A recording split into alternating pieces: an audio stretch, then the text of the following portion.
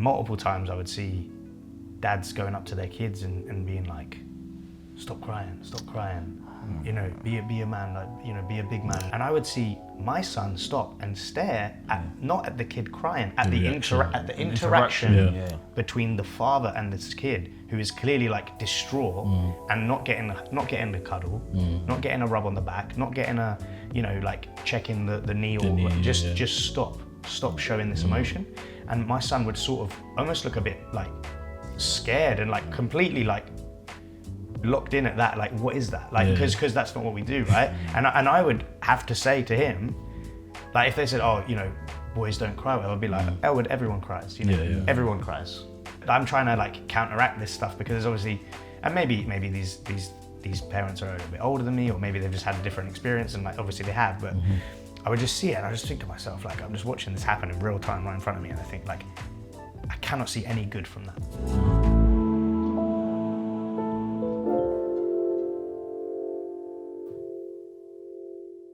So, today's word of the day: I'm raising my son to feel deeply, speak freely, and grow confidently his emotions and his strength. And I guide him with love, patience. Guide him with patience. That's something. How are you guys doing with the old patience? Running thin, mate. Yeah. Thin, Remind me of your ages. Is So three, I've got three and five. 3 and 5. And I don't know what the youngest one's been doing at school, but he's picked up a new attitude, bro. Like, he's just like erratic. Like, he'll do certain things and he'll be like, oh, I love you, Dad, I'm so sorry, but if you love me, why are you doing this? You know what I mean? I'm sure God is saying the same thing above. Like, Lloyd, if you love me, why are you doing this? But me too, I'm also saying, if you love me, why are you doing this, bro? Like, bro, oh my gosh, man. And the oldest one, like, he has no patience, so which allows me to not have any patience. Like, what was it today? He was like, he wants to watch Sonic. He's in my face, like, can I watch Sonic? Can I watch Sonic? Can I watch Sonic? I'm like, bro, give me a second. Yeah. Let me at least put some clothes on and put, you know, get ready, and I'll put Sonic on. So, yeah, man. What about you guys? I wanted to remind myself, how old are you? So my son is 6, and my daughter will be 2 by the time this comes out. Right. Okay. Wow. So, yeah, because your youngest and my son is almost the same age. They're born like real similar times. But yeah, I was going to say this. It's like recently, I think I've been traveling a lot more with work, so I haven't been around as much, like, from a day-to-day standpoint. So that means me and Amanda need to catch up more because we haven't seen each other.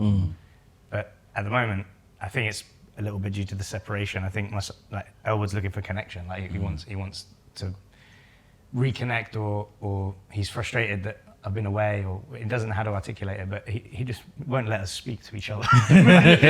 we could be talking about anything, like a small thing, and he's just talking over us. You know? Inserts himself. And it's usually just repeating something, like the Sonic thing. And then you kind of like, you're trying to tune it out, but I'm really bad for this. Like, I'm someone who, if I'm trying to have a thought and something happens, I like lose my thought. It's gone. Yeah. And then I'm like, huh, and then I feel like I'm in a washing machine and I don't know what's going on, and sometimes I'm just like, oh, so the patience is tough. It really is tough. That's the hardest thing when they're young and they don't understand. Like, they want to tell you everything, and like you said, the minute you start speaking to anybody, that's their cue to let me speak as well. Like, I could be even on the phone, or my missus on the phone, and they just need to be involved or be louder than whatever conversation is happening, and it's just like. Like, it's the volume thing too. Yeah. There's something that, like, and I've seen, like, you know, I see stuff on Instagram. I'm sure you guys do, like, parent sort of content, relatable stuff.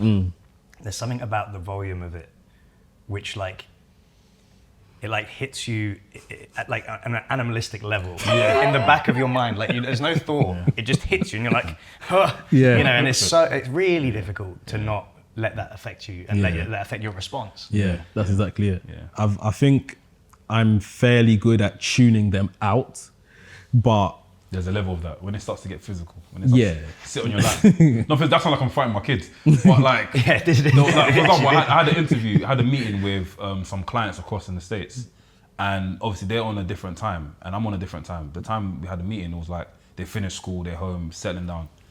As soon as the camera turns on, I'm telling you, as soon as the camera turns on and they say, hey Lloyd, they jump onto the camera. They jump onto the camera and they sit on my lap. Daddy, who's that? Like, who's talking to? I'm like, and she goes, it's fine. I've got kids myself. You're trying to keep it professional. Yeah. She goes, I've got kids myself. I was like, yeah, but your kids are in school right now, in high school right now. My kids are like young. Like, it's embarrassing, but it's like, what can I do? Like, you can't do anything, man. Can't do nothing, The time difference is the time difference. Yeah, exactly. I used to have that too with like working with the American lot. Like, it is what it is, man. Like, you got to just, it's fine. Like, you know what I mean? Like, they got to understand that. You know, it's dinner time for you guys. Yeah, exactly. You know? Yeah, I think with work from home especially, people are a lot more understanding to stuff like that. I remember, I think maybe like a week ago, I just come back from holiday and my manager, we were on a call. I was like, my video was on at first, and then like halfway through the call, I turned our video off because my daughter woke up and she literally came into my arms and everything. And she was like to me, you are aware that your camera's off and stuff like that? I said, yeah, because I'm holding my daughter. I'm about to show her to the entire company. She's like, okay, no problem. And it's like, nah, but you're right. And I had we won't get off topic, but there's a certain old boss of mine, a certain showstopper, or however you want to call it.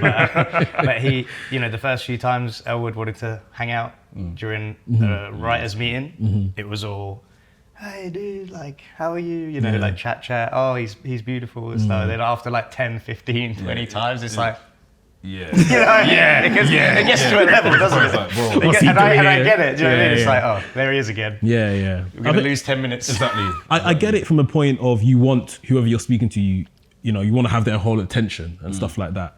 But there has to be a level of understanding. There's a level, There's got to be a level of understanding. But yeah, man. Episode 7 of Dadicated podcast. Episode 7, man. Thanks for joining us again. Myself, Mex. And Arfi. And we have a special guest. Very, very special guest. We have to go like stage name here, which feels weird, but I think should we go stage name? I think we should, because like, I'm not really doing like the government name. Okay, that's fine. Even when I work, I'm still like that's I'm still Sid Scala. That's the career that I've built. But you guys can call me Johnny. Let's just leave it at that. But like Sid Scala. If anyone wants to search my Instagram handle, there won't be any Johnny handles, any of that stuff. Well, you guys heard the name, Mr. Sid Scala here in the building. He's helped us a mighty lot with our wrestling endeavors over the last 4 or 5 years. So we really appreciate you, man. Coming up to 5, 5 years. That's 5. It's crazy. Yeah, crazy, man. Honestly, like, you're very integral in our journey so far, and I'm enjoying it, like, in terms of the wrestling journey, and like you're just cool, bro. You're cool. Yeah, you're cool. And I don't mean cool as in like I'm talking about cool as in like you're actually like cool personality as well. Like you're just you're cool, man. So I probably love being around you. Thank you. It was when I saw that you guys were starting this project, I thought it was really cool. I listened to the first episode and I messaged you guys about how it was so refreshing to hear like parents, fathers speak like that. Really refreshing, really sort of humbling in a way, because it makes you reflect, and that's the whole reason you guys are doing it. But then when you said you wanted to get me on, I was super happy about it. I didn't necessarily expect it. I wasn't expecting the invite, but when you asked, I was over the moon, because like I think the most important thing I've done in my life, and definitely the for me personally the best thing I've done in my life is be a dad. Of all the stuff, of all the you chase these goals, you chase these dreams. We all do, like you do individually, like you do individually. We have kind of wrestling stuff that we're all interested in, but we chase these things and we're trying to sort of constantly look for that next goalpost or milestone. But at least speaking for myself, and I feel like you guys will agree, like being a dad feels more important than any of these little milestones, no matter how big they get. Yeah. That's honestly the one thing, there will probably, just for the audience, be a lot of wrestling references. Yeah, I'm sorry, guys. Particular episode. But honestly, like when I walk through the front door of my house, that is when I feel like I'm walking on the WrestleMania stage. Because those kids will come and run, Daddy, and everything. Like, that is the most awesome feeling. Like, I could stay outside my house and walk back in just for that feeling. That hits every day. Like, he's back, the Daddy, glass smash. where have you been? Yeah. It's literally like you're adored. And obviously, I'm sure your wife or your significant other will be happy to see you as well. All of that stuff. But it's just like that moment where it's like, Daddy. Daddy, like you're back, or whatever the case is. They can rush into the door. You hope it lives forever. Probably won't, but like, it's amazing, and it makes it all worth it, no matter what kind of rubbish day you've had, or or everything on your mind that you got to deal with. Like, to just have that moment of, this person's happy to see me, Yeah, I think for me it's perspective, because like before I had my son, like that was something I struggled with. Well, I'm sure we'll get into this later, but like I lost my dad in 2021. But before that, I struggled to get perspective on things. Like sometimes I would make an enormous situation out of a small situation in my mind. Losing my dad, and at that time in my life, obviously, like it's the most like reality sort of. I don't know what the right word is. Reality check, Yeah, It's it like, slaps okay, you. Like, here it is. Yeah. This is life happening to you right now, and that really kind of forced perspective onto me, but in a very healthy way. It made all the little problems sort of vanish, right? And if new little problems come up, they don't feel as significant, right? Yeah. Because the other stuff is so big. But I think having a child also sort of does that. It gives you, and I never understood it, because I know my friends who are like, I've had friends for years who have been parents. I've got a lot of friends who are a bit older than me, maybe they're 8-10 years older than me. Yeah. So a lot of my friends have had kids way before I did. And I would always sort of like in the back of my mind be like, why don't they give a, can I curse? Why don't they give a shit? Like I care so much about this. I'm really passionate, and I'm really like fired up about this thing. And they don't seem to care. They're just like, yeah, that is a bit annoying. Yeah. And I'm like, well, that's it. But then you think, now that I've got a child, I'm like, I get it now, because there's just more important things in the world to worry about. There's more important stresses, there's more important, there's more joyful things, there's more highs, there's more lows, and all these like things that before you have that sort of, before you are a parent, like, I don't know, it's like a new level of human experience that you unlock becoming a parent that you never really could see before.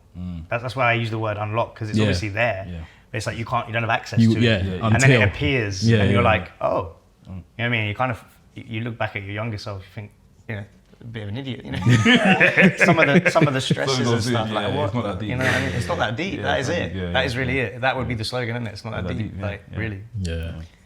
I've got like, I feel I've got like this little, I don't know if it's an angel or devil that's on my shoulder now, when I'm kind of telling my son, don't do this, don't do that. And this little person on my shoulder like, well, you did that. You did that too? No, I remember when you did that. So it's like you said, it just, perspective is the word. It just puts it all into perspective that, I could be having the worst time and all of that, but like I say, I'm a hero in that house. The minute I walk through that door, like honestly, like whoa, it's honestly a great feeling, and you just wish that you're gonna always be that appreciated, and the more you help your child along the way, that you literally be like this with them and grow with them together, sort of thing. But yeah, have you had that kind of perspective, Lloyd, but yourself, about putting things into perspective with things? Yeah, I feel like when things actually shifted for me and put things in perspective, when I saw the baby come out, my missus, my head, honestly, bro, like, the way you worded that. What?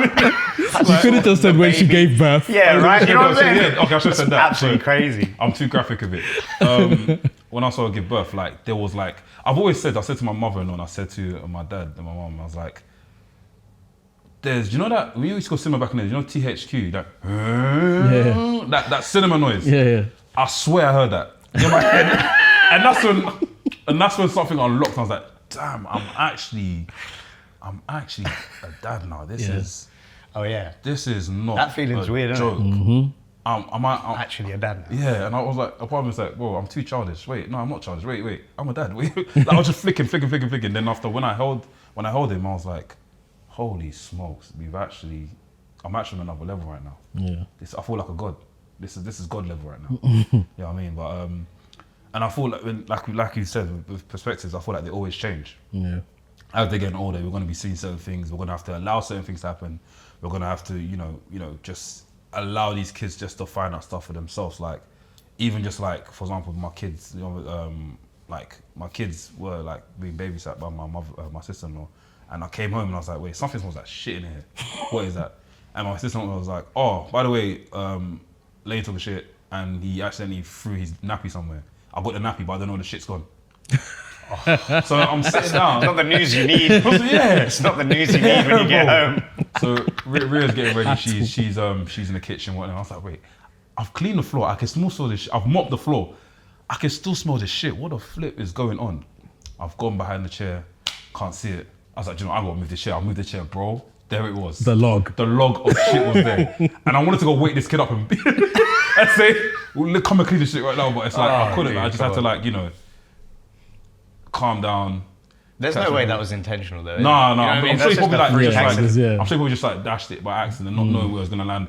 If it landed on the chair, it would have been much worse because you can't get that smell out of the leather chair as long. So I'm happy we went to the back of the chair, cleaned it and stuff. But I was just what like, a story. The patience for that. This is what the podcast is for. Yeah, bro, honestly, man, this is the social horror stories. Literally. Horror stories, fam. Honestly, and like just had to clean up and like for that, like I had to change the way I acted. I think I'm not say I've got like a loose switch, but there's a level of thing. There's something that can actually just, you know, one moment just like F off and just flip out, and I just have to calm my crash out and just, you know, just say, do you know, he's a kid.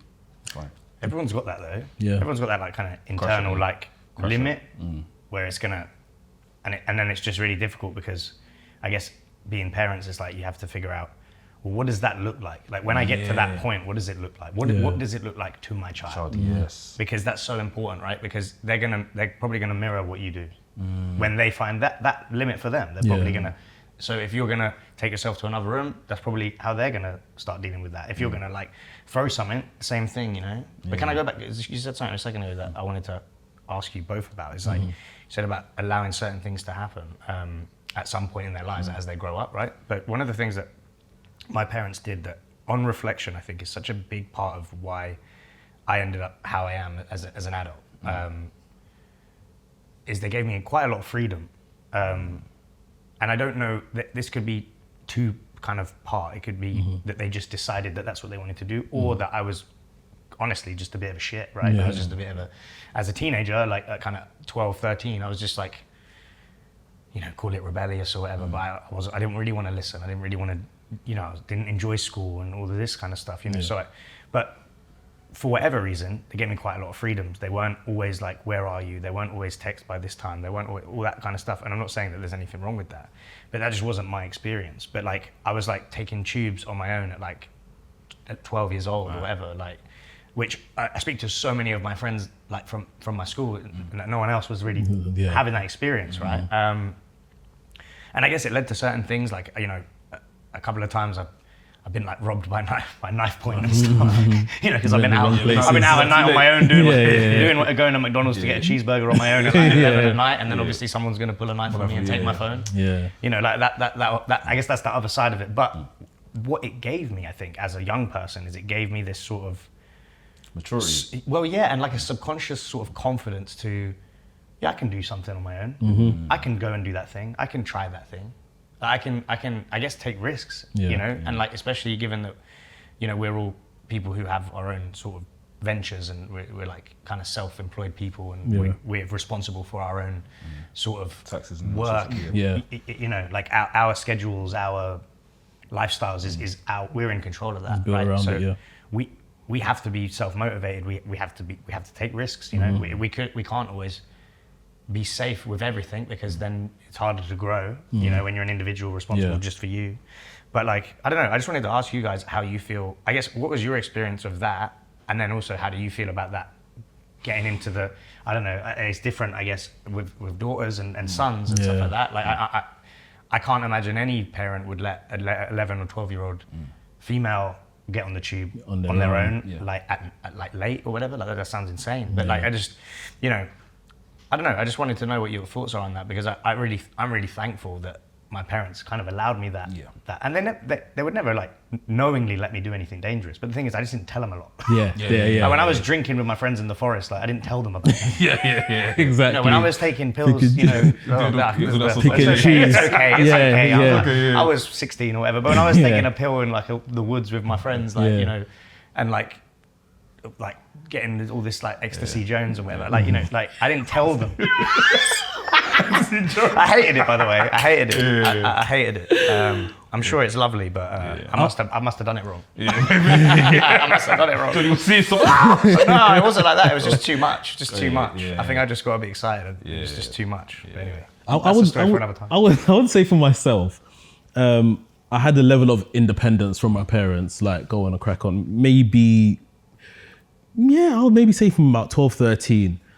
But then the level of independence for stuff, it was just for my own interest. So like to go and play football and sport and things like that. So they think, That's okay. the same for me, because it was like I started wrestling training very young. So a lot of the time those tube journeys were to go to wrestling training. It wasn't like I'm just going to go into London, right? Like, you know what I mean? Like, so it's the same kind of thing. Yeah. And then as I got older, it was still for sport, but it's like you start learning the tricks of the trade. And my parents think that, oh, this is my model firstborn. He's not involved in anything. He's only going to go to football and come back, whatever. But then I would start going off and hanging around with so-and-so people and start doing other things. So it's like, and they still think, you know, the world and nothing. And I would cover my tracks well and stuff like that. It's just being vigilant. Like, you have to be vigilant, even if your parents are gonna allow you. Because one thing that I remember the day we handed my son over at nursery for his first day, my eyes welled up.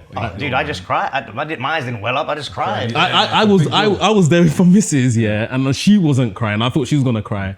And I probably had stuck it on her before, like, don't cry, don't go there and cry with me there. And my eyes welled up. And even now, when he was with school, like, there's like a path that like kind of leads to his classroom. So sometimes, like, I let him walk that distance on his own. And like the first time I let him do it, my eyes welled up again. Like, this is literally like my son growing up and walking away, sort of thing. Like, and I'm not ready to deal with it. Like, when it's like, oh, you know, I'm going to this party, dad, or whatever, like, I don't know how I'm going to deal with any of that stuff. Like, no, we're not. None of us are ready for it yet. But that's okay. Yeah, like we're talking, that's not going to happen next week, guys. That's why we're talking about it right now. We need to get ready. Yeah, we're still years. That's why I'm asking you. We need to figure it out. Oh, wait, party where? This is it. But yeah, independence-wise, I was given all of that. I, you know, like yourself, took advantage of it. But I think that's okay. I think that's actually, you doing that, me doing that. I think it's like, it's how you learn, like I said, about the, like, taking risks and like kind of, but also learning how to keep yourself safe. Yeah. Yes. Which if you're never given the opportunity to tell a white lie and say you're going to football, but you're actually going to a house party or whatever equivalent, right? Yeah. If you're never given that opportunity because it's they're going to drop you there, or they're going to put the Find My iPhone or whatever, right? And I understand why people would use that technology. Now that it exists, I feel like I'm definitely going to use that technology, right? Because why would you not, right? But having the opportunity to tell those white lies, then sometimes you end up in situations that you did not expect. Oh, the tubes have stopped running. How am I going to get home? Right, and then you learn through those situations basically how to look after yourself and keep yourself safe. You know, now I'm on a night bus and I'm 13 or 14. I've never been on a night bus in my life, and it's scary because everyone's drunk and people are talking and shouting, and it's terrifying. But I'm like, okay, I'm gonna stay downstairs. I'm gonna sit in that part where the driver is. I'm gonna keep my head down when drunk people get on, and I'm just gonna stay like kind of to myself. And then when it's my stop, I'm gonna get off and I'm gonna power walk home. And that's what I did, right? And then I got home and I was safe. You know, it's just like you have to develop those instincts. I feel like for me, like, I had to grow with the time. So like when I first moved into like Custom House, which was Canning Town, I think it was actual custom. It was a brand new area, Custom House.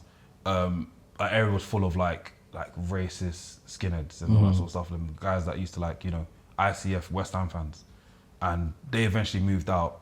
Then we now went into that territory of like, you know, like gangs and stuff. And I think for me, my independence was like based on my brother's independence. So I'll be following my brother around and we'll be doing like normal stuff, whereas other kids will be doing the crazy stuff. And after, I think what made my mum worry was our friends that was keeping around us.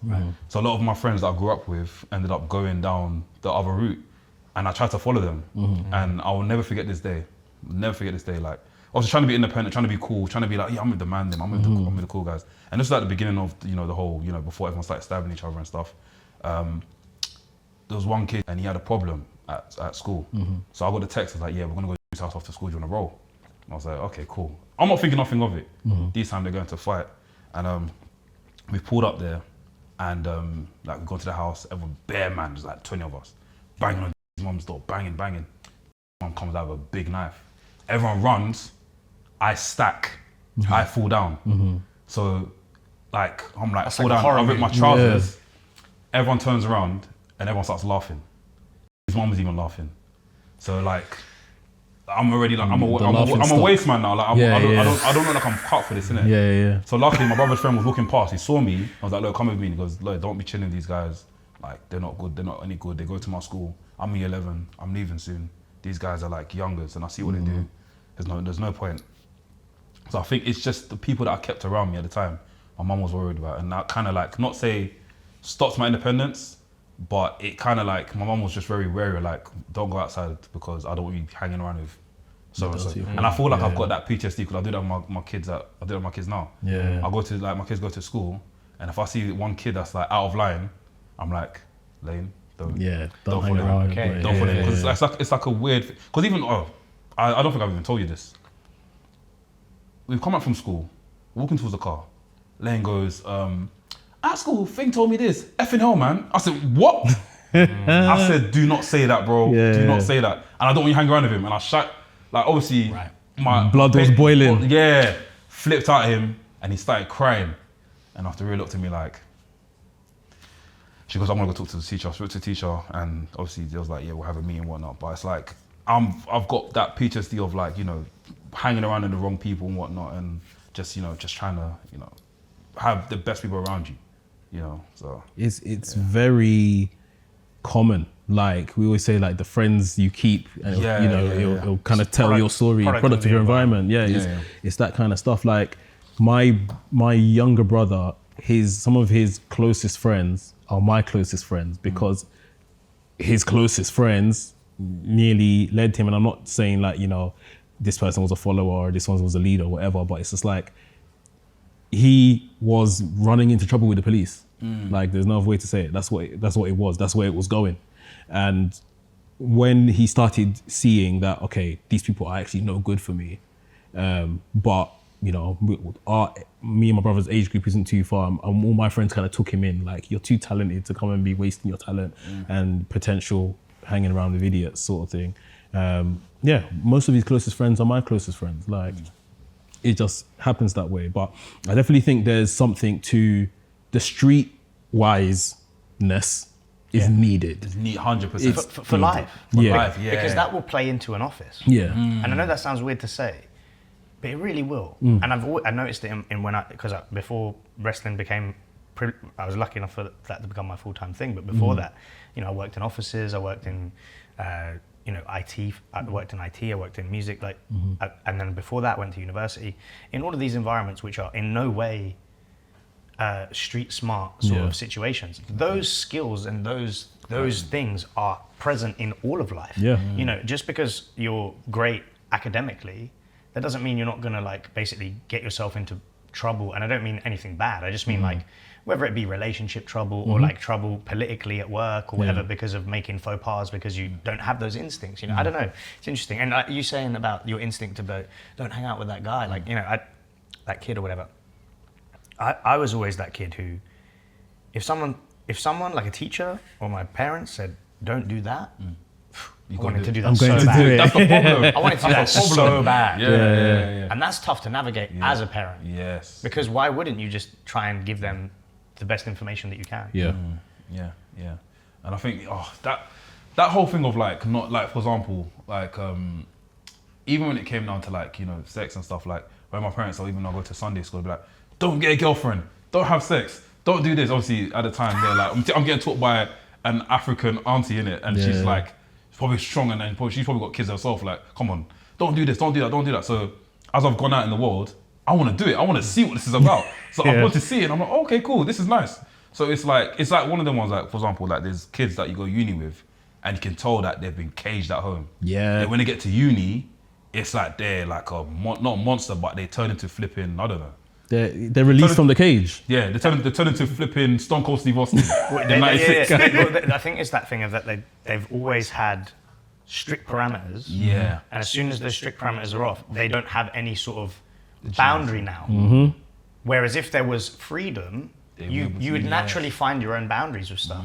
You know, we've all drank too much. Yeah. Like as a young person, you have that one night. It's like I can remember mine. I can remember who I was with. I can remember whose house I was at, and I can remember waking up and that horrible feeling of like, oh, that was too much. Yeah. You know, and like when you find that because you've done it. If you've never done it, you never. You won't know. It. You won't know. Yeah. You don't know your limits or anything. Yeah, it's like I don't know. It's really interesting, and it took us on a little segue. I really want to get on to what we're talking about. And when you said about the nursery thing and your eyes welling up, I was thinking like, oh, this is the perfect segue. You know, because like you guys sent me a couple of topics and stuff, and the one that I chose is like, I don't know, it's important to me because as I was reading through, and they're all great. Like there was other ones that I would have wanted to speak about, but that one in particular, because it's important to me as a father, but also it made me think about my dad a lot. Yeah. So being this is Dadicated and stuff like, you know, that's why I wanted to talk about that. I don't know if do you intro the Yeah. topic? So how you I guys guess play? the topic at hand is talking about raising an emotionally aware son, especially where we all have sons. This whole culture that we've been born into, I would say, is very much like get on with it, you know, be a man, all of that kind of stuff. And we've said in previous episodes we're becoming a much more learned people, and we know this be a man stuff is nonsense, really. Where, you know, we have emotional triggers as well, and how we best have to deal with them. So I guess from the starting point from yourself, Johnny, what was that relationship with you and your dad around emotions and how you handled emotions and stuff like that? I think it was that there was obviously always those elements of like, you know, not necessarily talking about emotions, right? But I was very lucky because I would see my dad express emotions in a way that a lot of male parents won't want to do. Like my dad would cry at the TV every Saturday night. Yeah. Like watching what? Just like, I don't know, like I'm just films weird. Yeah, so films. So like if there's like, you know, an emotional scene at the end of the film, like, you know, like I don't know if you guys remember Green Mile. Yeah. My dad's like, you know, was like, your dad ever like in the army or anything? no, but it's more just the you know, I don't want to ruin the film for everybody, but basically when he is walking the Green Mile at the end, and obviously, you know, I'm not going to spoil it, but you guys remember, it's a very sad thing, and then also even to the point where, and this is really funny, but I'm so grateful for it, but like when I think about it, it's actually jokes. Even like if we're watching X Factor and I'm a kid, or the Britain's Got Talent or whatever, and I'm like real young, and they do the sob story gimmick. My dad will be like, my dad will with the handkerchief, like, and I'm like, yeah, what the fuck? Like, because even I'm like, what? Like, you know, when the Coldplay starts, I'm like,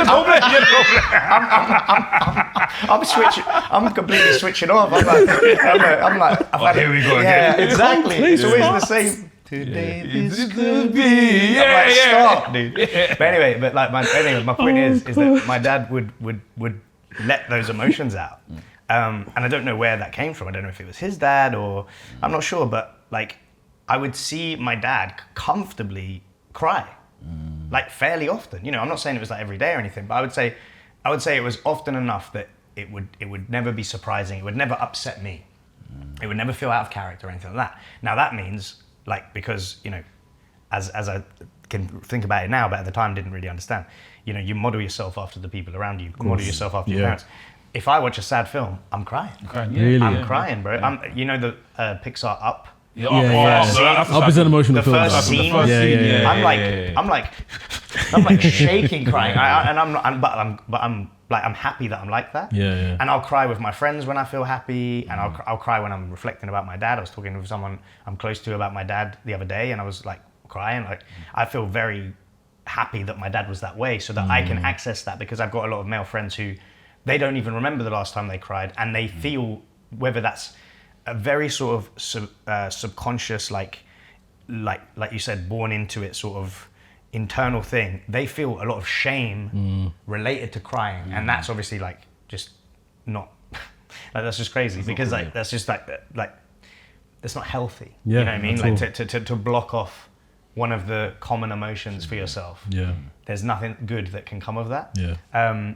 So that's why when you said that about the emotional intelligence thing, but I think also my dad in it, once he'd like finished work, my dad was a bit older, like he had me when he was in his late 40s. Okay. So from around me being about 9, 10 Sorry, years do you old. have siblings? Like, Yeah. So my dad had a previous marriage, Okay. and he had 3 kids, but they were like the closest one to me in age is I think like 18 years older than me.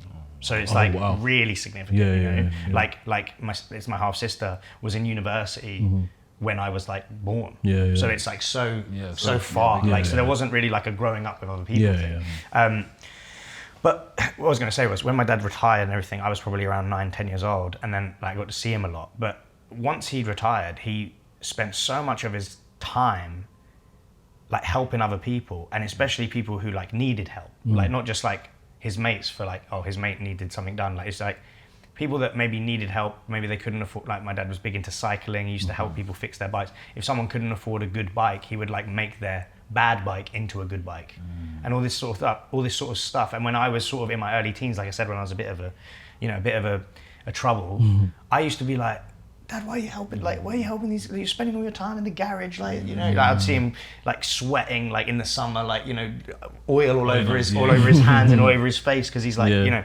And I'd be like, what are you doing? Like, you know, like they're not paying you anything for this. Like, just go chill, like have a beer in the garden or something, or whatever. And he's like, no, I want to help them. And again, like that as well, I think has sort of influenced me to. That is you. That is you. That is you. Yeah. How can I help? That is you. Yeah. That's really kind of you guys to say. But yeah, I was about to say, like, I try and lead my life in a way where if I can add value to someone's experience, or if I can help connect the dots for somebody, or if I can help get somebody an opportunity or introduce whatever, like if there's a way that I can help add value to someone, like that will be a priority for me. And I think that's a lot in part to like being able to relate to people's emotions. And I think that the reason I can relate to people's emotions and connect with people's emotions is because emotions were very like free flowing in my house. It wasn't like no one was closed down emotionally, so it was like, you know. But then, you know, my dad was still a dad who was he was born in the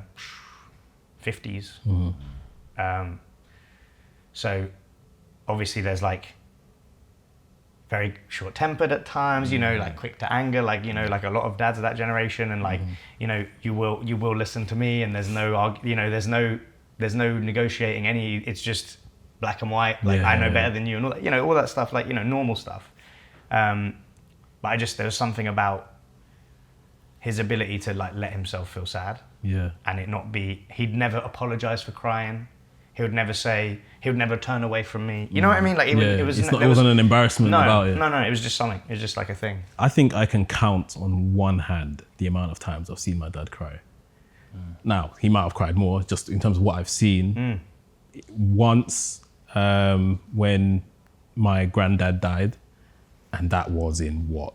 And this is my mum's dad, so that was 2015, I want to say. Maybe a couple years ago, when he was retelling me a story of a war that happened in Nigeria where he lost his eldest brother. He welled up and, he got choked up at my wedding. But Happy tears. But that's literally about it. 3 times in my entire life I can imagine him crying. And this is someone that I know had been through a lot, has had a lot of sad times, lost his mother when we were all primary school age. But it's just like, you can't show emotion. The show must go on. No, like, I don't want to. I remember when one of my friends got into an incident where they got stabbed in about 2014, I want to say, because of where North Mid Hospital. Yeah, it's where my son was born. Okay, yeah. So because it's kind of it's in an awkward place, really sort of thing. Yeah. So he took me there, and I went to see my boy, and he was obviously in critical condition, but yeah, they thought he'll be fine. I came out of the hospital crying, and my dad was like, why are you crying? Like, what are you actually crying for? Is he going to be okay? Cool, stop crying. That was my dad to me, almost like embarrassed, like rushing me into the car. That like, you cried in a car park for? What's wrong with you? Like, and at the time, I just feel like, okay, yeah, wipe away the tears, like, what am I crying for? But it's just like, if that isn't the time to cry, When is the time to cry? when is? When's the time to cry? Or if I wanted to do tough guy and bottle this in, like, how do I show that elsewhere? You know, it's gonna come out somewhere You'll else. explode one day, yeah. Yeah. Well, yeah, like- and the thing is, that is what you just said there. It's going to come out somewhere else because it might not come out as another sad outburst. It might come out in a completely different way. It might come out as anger. Yeah. It might come out as anxiety. You know, and that's the thing. That's why I'm saying it's obviously now we know bottling this stuff up does not help Doesn't anything. help at all, yeah. But I was going to ask you, how do you, like, if you don't mind me asking, because you might be like, I never cry. And that's fine. But like, how do you feel about that stuff? Yeah, now I cry. I still, because I think I've been, you know, brought up that way. Yeah. It is still hard for me to show the Uncomfortable. emotion sort of thing. But you know, I'll be very real with you. I was telling Lloyd as I got here, I just found out as I came here, I've lost a friend, someone I grew up with, to bowel cancer. And yeah, I'm good now, and I think today it's just helped kind of take my mind off it. But I've dropped tears all the way from Hertfordshire to here this morning, and because I'm on the train, I'm not obviously like big bawling or anything like that. But I'm just thinking like, this life is it's just like what? And now I have to, you know, once we're finished up here today, I'm gonna go and see my friend who's preparing to get married, and he had a relationship with this lady, you know, once upon a time. So it's like I've got to go share the bad news ultimately.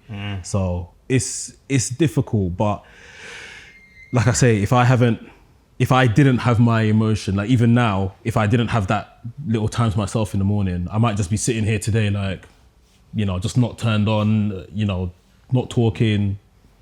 But I've had somewhat of a outlet for it, if you see what I mean. Yeah.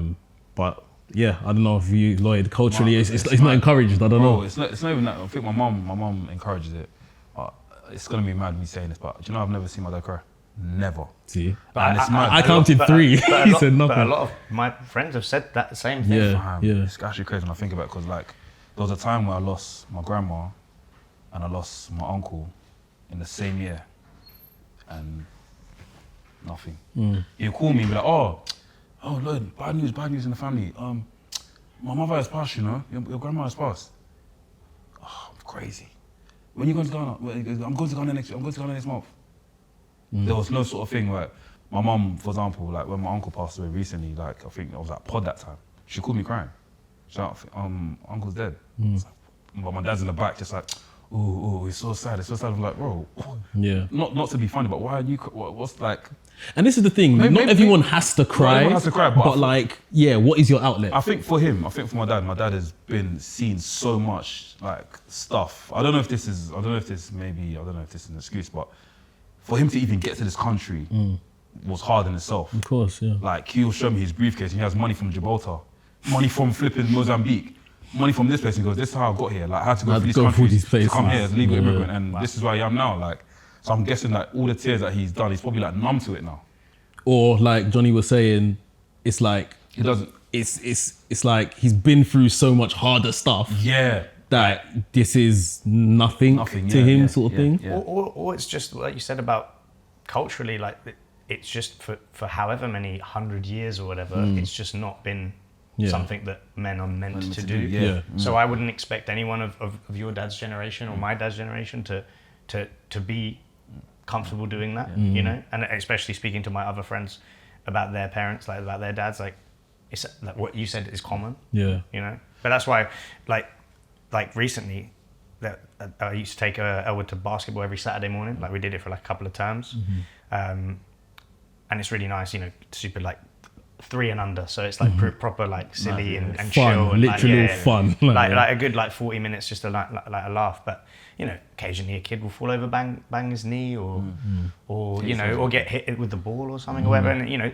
the kid will cry because it hurts, you know, understandably. And multiple times I would see dads going up to their kids and being like, stop crying, you know, be a man, like, you know, be a big man, you're a big man, stop crying, right?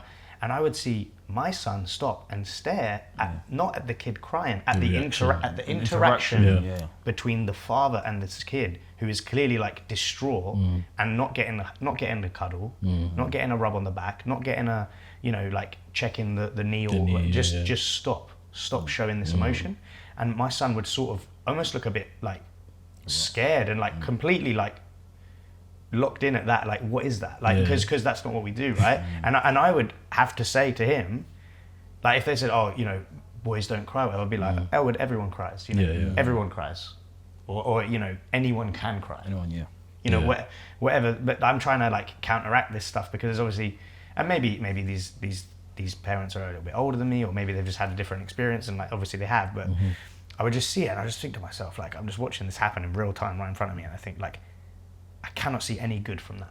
Like, I'm trying to be like objective, but I'm like I cannot see any good from that. And I would find myself like thinking about it for days afterwards. I'm just like walking around going about my life and I'm like thinking about that dad who told his 3-year-old to stop like making a scene basically when the kid is literally in pain, like actually in pain. It's like like what kind of message is that? I don't know. It's just... I've spoken about like before, like that's my natural reaction. It never comes out. I never say those words, but when my son does something, and it's especially when it's something silly where he's hurt himself, he's messing around, my natural reaction is just like, stop it, like what are you crying for and stuff like that, because that's what I've known.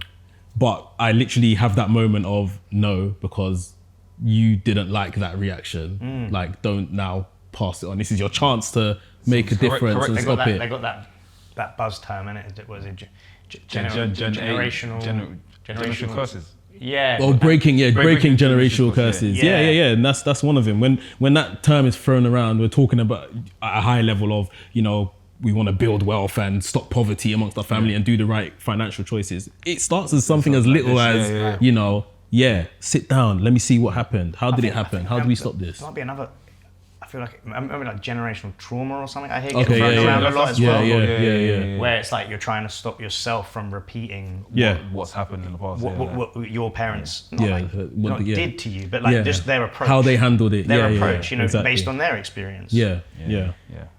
Even me, like I try. As of like recent, I've tried my hardest to like give my kids that extra, like if they've hurt themselves or they're in trouble, try to calm myself down. But sometimes it's hard because, like for example, the effing health thing that you said, I flipped out. Then when we went to the school to go talk to the teacher, I was like, I looked back and I was like, it's fine. It's gonna be okay. I'm sorry that I acted. I always say sorry, always, because I just know how kids take certain things. There was even a day where my son was like, I flipped at him because he was meant to get in the bath at this time, and he went in the bath and he splashed the water, and water went up in the ceiling, and I'm like, listen, the damp in this house is gonna be crazy. like I'm thinking about a lot of stuff. I'm like, the damp is crazy. I got, all that sort of stuff. So I flipped at him, and I was walking away, and he goes, Dad, you're not gonna say sorry? And he said as he's crying, I'm like, oh. But I'll say this. Listen, like the fact that your son said that, he knows. That means that you're doing something right. True. Like for real. Like you should be really proud of that because my dad, I've been saying how amazing he was, but like one of the things that he would not do is apologize to me. Yeah. Oh, that's my dad as well. But I feel like that's just older generation, right? Yeah. Like they're right, we're wrong. And I'm really, because that would, especially when as a younger, like I'm not talking about being 3, I'm talking about being 13. There's obviously going to be that time where the kid is right and the parent is wrong. Right? It's gonna happen. And I remember there were times where I would like try and spin it every which way I could, but I could not understand how I was in the wrong with an argument with my dad, and he was adamant, like not going to apologize, whatever. And I would be so hurt because I just wanted my dad to go, okay, I lost my temper there, or okay, like I should have listened to you about this or that. I couldn't give you one example, but you're apologizing to your kids now. I am as well, like, and that's a big thing, I think. It is very big because even I had to learn that. Rio's one that taught me to do it. Rio's like, you need to be a bit calm and just apologize to these kids because she says this, if you want these kids to be grown people and good people in society, you basically need to form that at home. You need to show them to manners. If you have manners, if you show your kids you have manners, so for example, I say, please and thank you whenever they give me something or they do something. They basically need to see that and mirror that when they go out there as well. Even though I think I spoke in the last when we had Happy on, I was like knocking on the door. That's another thing as well. Like I always tell the kids, knock on the door, because you don't know what you're going to see when you go in there. Don't just open doors. Yeah. Thank you. You might not see something you're meant to see. You don't know what you're going to see. Trust me, you might see me. The wording is like, you could have just said, oh, it's polite. It's polite, Like you could have yeah. said, it's the polite thing to do. It's respectful. You're like, you don't know what you're going to see, man. So like, just knocking on the door, like, because for example, say if I came to your house, right, and my son's in there, and he like, he just busts into one of your rooms one day, and he's like, why are you in here? Like, so just that, and just manners, all that sort of stuff. So I'm just trying to get it from home, so that when they get out there in the real world, they're just doing that. And obviously school's hard. I can't control the kids in school. Yeah. They can be effing and blinding in school, but that's where I'm like, yes, course correct them here, so that when they do get out there in the school, That's what you can do. You equip man, them. that's You what give I them think, all the yeah. tools. Like I said, the whole sorry, please, thank you, I think is basics. Like Basic, yeah. I've even don't ask me to do something without saying please. Please, yeah. Like, because if our kids start saying give me the remote or something like that, Yeah. it's because you haven't just put that one word at the Yeah. end that changes the tone and the whole perception of what's being asked here. Like, so basic as a thing to just instill in children so that they are speaking respectfully to people and handling those situations respectfully. And it doesn't take a lot to just put that little boundary up of like, they say they give me the remote, you don't do it, and then you say, what was that? And it's like it can be tiring. Yeah. It can sometimes you're doing something else and you just Yeah. But sometimes you have that's where I guess a bit of discipline comes in, like because when I was reading through the topics that you guys had, you mentioned discipline about like finding an emotionally intelligent like way of doing things, but also having sort of discipline. I think that's one of those examples where sometimes things can be hard, or they can be heightened, or they can be chaotic or whatever, but like sometimes you do need to have that discipline and patience, zooming out and seeing the wider perspective of like, let's just give this an extra 30 seconds so that this point can hopefully get cemented, like the please and thank you or whatever, because that goes Who's a long the way. patient one in your house? You or your partner? It's Amanda, way more than myself. Yeah, my partner Amanda, because like it's like I'm just gonna sound like I'm making a bunch of excuses, but sometimes it feels like I'm on a different time zone to my son, because like he'll wake up somewhere between like just before 5 or like 6, like that's kind of his normal wake up time. Yeah. But like as you guys know, like we did the show a couple of days ago, like I'm not You're getting big. back home Yeah, until you're finished. 2:30, Late, 3 yeah. after packing everything away, and it's like if I'm getting up at 5, like that is not gonna work. Not help. Like that's not gonna work. Like so, there's stuff like that, and obviously it's not all the time, but and I'm not. My mind is like, I'm great when there's a million things going on. So when there's an event to run, or I'm coaching or whatever, and there's so many different things happening, I find that I function very comfortably and I feel quite confident. When things are more like still, Relaxed. my mind's going everywhere. It's weird. But when there's a lot going on, that mind frame is useful. But when there's nothing going on, that mindset is very like not helpful. Yeah. But there's all these different things. And I'm very aware that one of the things I really want to improve on is having a better sort of system and structure for my own like workload. And because the thing that everyone tells you and you understand that it's true, but you never really know what it's like until you do have a child. You never realize quite how much of a drastic lifestyle change that's going to be. No matter how much you hear about it, you don't know what that's going to feel like. Yeah. And I still, even though my son's 3, I still don't necessarily feel like I've adapted to having more organization and like holding myself accountable in that way, so that I can be more present when I need to be present. That's one of the things I really want to work on the most, is like being able to, all right, I've got a couple of hours, it's just going to be, this morning was actually really nice. I had Elwood for like 4 hours, just me and him, or like 3 hours, just me and him. And we just played. We watched half of a film, like he was already halfway through, we watched half of a film, played. He wanted to go to the gym with me.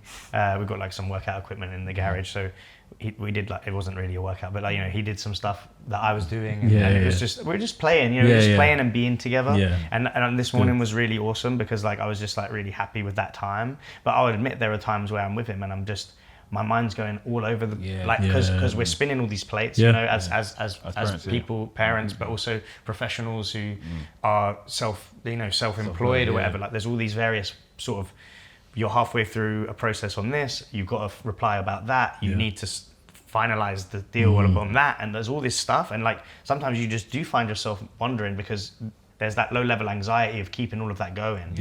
So it's very easy to slip into that. But like, I just I want to find more discipline as an individual, not even necessarily as a parent, but as an individual for myself, to really help me to be more like present and in the moment. It's difficult, man. Like you said, it's the juggling act.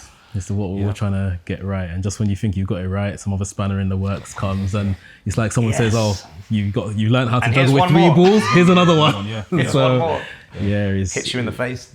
It's not easy. That's the one that drops on the floor. Then crash out. Literally. That's so true.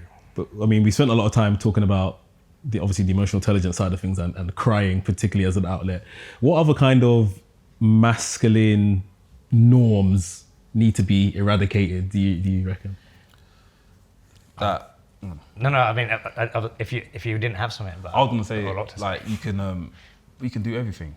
You can do everything and anything. Like I remember when I was young, like you couldn't wear pink, you couldn't wear purple, you couldn't wear these colors, and you know, as we got older, like this stuff looks cool. For example, the one person that actually opened my eyes to this sort of stuff is Cameron.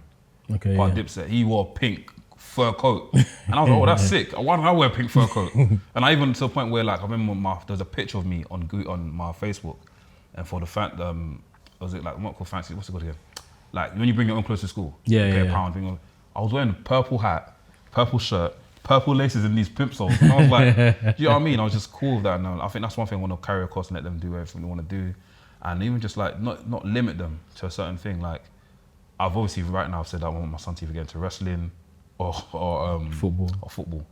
But if that doesn't work out and he wants to get into economics or or become a scientist or become a doctor, then so be it. I'm there to support him, regardless. Like I love him. He's like my seed. We've seen him grow from baby to like where he is now. So if whoever wants to do. I feel like I can almost speak for the both of you just because I know you, but I feel like we all just want happiness for our children. Yeah, that's of course. it. Yeah. So if they find something that will give them that, that's it. That's the most important that's thing. The ultimate, That's it. That is the ultimate thing. That is like what I think we all want when our children become adults. We just want them to be in a place where they can be happy. I've got so much to say about what you said, like to the point where we'd have to do a whole nother pod. But, but one thing for me that is super important is like in our family, like, so Amanda's a non-binary person. So Amanda is Elwood's nibby, not mother. Right? Okay. Because like Amanda's non-binary. So with that, it's obviously like there are sort of like in our house, in our family, there are like no rules or expectations or any, because like I've never had a nibby before. Amanda's never had a nibby before. You know, like there's many, this name is like it's like a name used by other non-binary parents around the world, like, but there's very few. You know, there's very few comparatively to the rest of society. So for us, like the whole like roles of typical family mother father roles, they don't exist in our house, and we're just parents. And I would say Amanda is like as much of a father to Elwood as I am, if that makes sense. We both have very similar sort of lifestyles. We both train in the gym. We both like very sort of strong about fitness and stuff. Fitness and like lifestyle choices very similar. Like I don't think it's hard for me to tell, but I don't think our son sees us as much different as in that way. But it's more the outside influences of the rest of society, which is gonna be there. So like what you were saying then about you can't do this, you can't do that, whatever. Like a lot of the stuff is just we've all been born into these rules that have been made so long ago that none of us were alive when these rules were made. But like even down to all the clothes that we're wearing right now, that these were all decided for us. There's like you're born, as you put it so eloquently earlier, you come out of the you come out of the, as he said, and I think that's what he said, you come out of the but when you do, you're just here and you have been cast into a role, and there's a costume rack, and you just pick your clothes from the costume rack, right? Which which is such a wild concept to think about, right? So I'm really glad you said that about the whole colors and stuff, because like, you know, it's all made up. Yeah. And even like down to like, and I know not everyone shares my view, and I completely respect people who believe in traditional family values of mother-father roles and all that stuff. Completely respect it. Like no judgment, no, you know, anything. But I do think all of this stuff, if you really think deeply about it, it's all just been made up so long ago, and we're all just going, sure, we'll do that. Yeah. But we're not thinking, why are we doing that? We're just going, oh yeah, we'll just do the thing that everyone else does. Sure, that must be the best way. Yeah. And I just find that that's something that, like, not necessarily. Your question was, what should we do away with? I think not necessarily. I'm not necessarily saying we should do away with it, but I'm saying I think people should ask questions of the choices of their lifestyles and go, is this the best for my family or my child? You know, and I think that if you do that, then you're living in the right way for your children, because as we talked earlier about how we're learning as a people that the certain ways that we used to do things aren't the right, like that only gets applied to certain things, and then because that's where the focus is, and then in years to come it shifts, and then years to come it shifts again, and it shifts again. But there's no reason why we can't sit back and reflect on like, what is the best thing for the unit? There were certain words and terms and phrases we would running around saying in school that you dare not say now, because you understand, you know, there's maybe people represented by whatever that may have been, and it's not fair to them. Like that's, you know, it's name calling ultimately.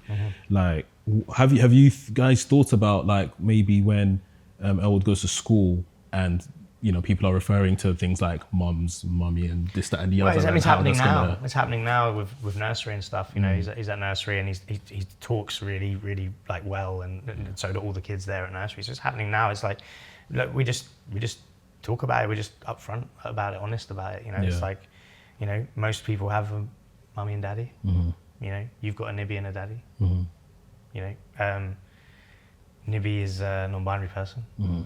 You know, that right now that's sort of just what it is, if you know what I mean. Obviously, as he gets older and his understanding broadens, then that conversation will have more detail in it. As well. You know, but right now there's like so many layers on that he's not gonna be able to comprehend yet. So we're not gonna like you know, but it's just, our nursery is incredible. They're really amazing at like respecting the Amanda's name, Amanda's parent name, and using it. And you know, that's like, we're really grateful for that. You know, our family uses the name. It's like, so for him, it's normal.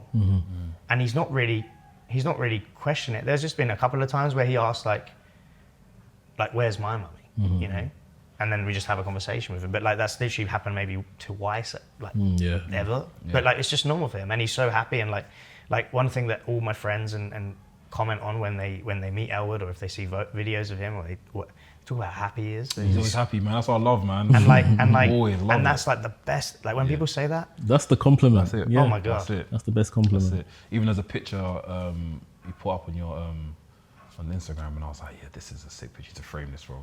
I think you in the gym, and you're like that, and Amanda's like that, and after Elle was like that, and I'm like, bro, this is it. But Amanda's like done bodybuilding competitions. Like, Elwood has seen Amanda posing, looking shredded, and obviously, Elwood's like, he's doing it. You know what I mean? Because of course he is. But like, I find that so cool. You know, and I know that's not what the sort of traditional family household setup is. You know? But it must look like superhero to him. Like, it's like Mr. Incredible.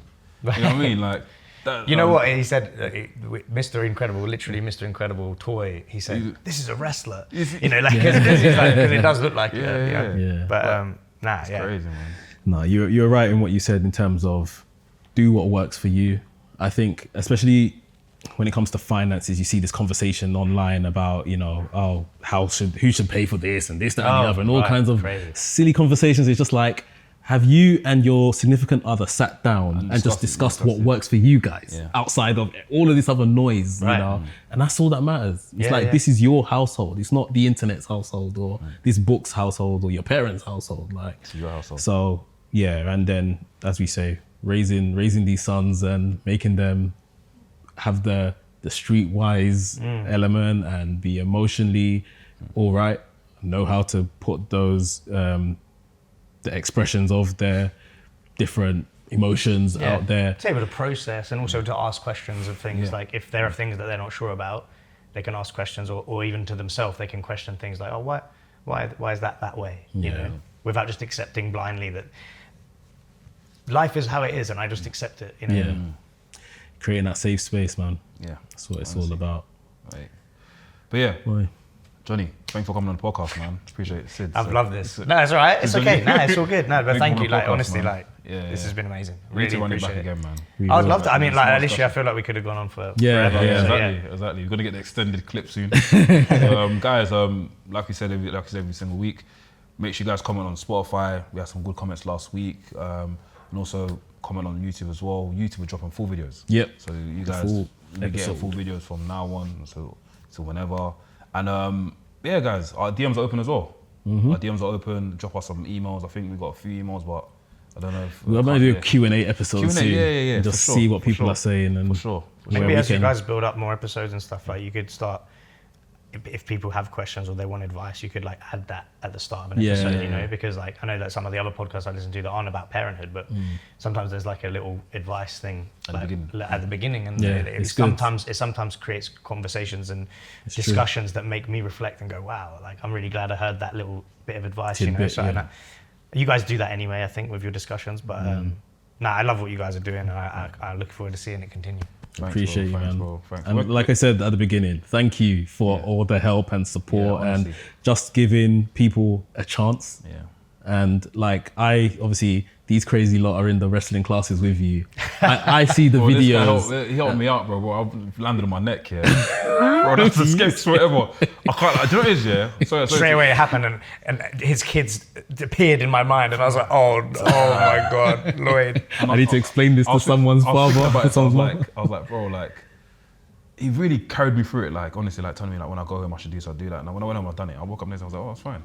He messaged me the voice note and he said, I woke up, I've got no pain, and I was just the most relieved. Thank I God. just felt embarrassed. I felt like I was embarrassing Johnny. I felt embarrassed, man. I was like, bro, this guy has No, allowed me to go to this you've got a great trait where you full send everything, Yeah. and that's a really good skill to have. But obviously, it comes with risks. yeah. And that's true of life, you know. Yeah, what I mean? literally. It's a good way to end. Where can people find you, bro? Oh, at Sid Scala for all my producing wrestling ventures, and like if you want to train to be a wrestler, I'm the coach of Hustle. Great coach. Thank you, my friend. Great coach of Hustle Wrestling Training, and our events are the best wrestling events in the country.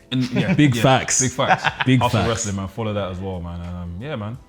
This is Dadicated, because we're dedicated. Peace.